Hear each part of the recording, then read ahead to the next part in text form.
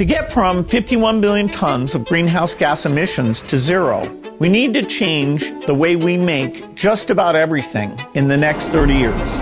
This is the greatest opportunity for innovation in human history. We're going to build the trillion-dollar global industries of tomorrow. Some of the solutions we need, like wind and solar power, are already starting to compete with the fossil fuel incumbents they're designed to replace.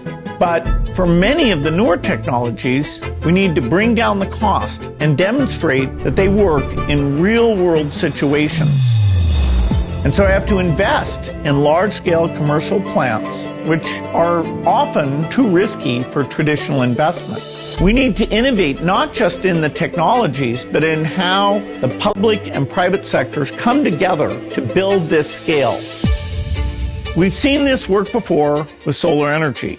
But even in that case, it took 50 years to go from powering calculators to powering cities. And we can't afford to wait 50 years. And that's why Breakthrough Energy is launching the Catalyst program to bring the next generation of climate solutions to market in time and at a low enough cost to avoid a climate disaster. We're bringing together philanthropists, governments, and leading companies to make bold investments in technologies with great promise, but with a long road to commercial success. These investments won't just help reduce emissions, they'll also create new high-paying jobs for decades to come. The early investors in these technologies will be recognized for their contributions. That's why we're creating Catalyzed Emissions Reduction Framework, which measures the reductions in emissions and the cost of these new technologies over time. This framework will let our funding partners be recognized for the impact of their contributions. The first four technologies we're focusing on are green hydrogen, where we split water molecules and we use the hydrogen for power.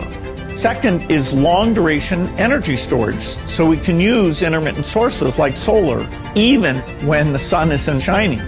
Third is sustainable aviation fuel, where we take biological inputs, including municipal waste, and we convert it to replacement jet fuel.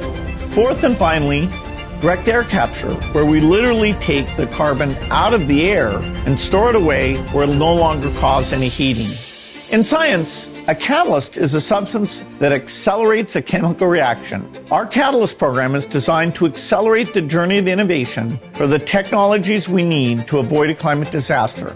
I'm optimistic we can succeed if we act boldly together.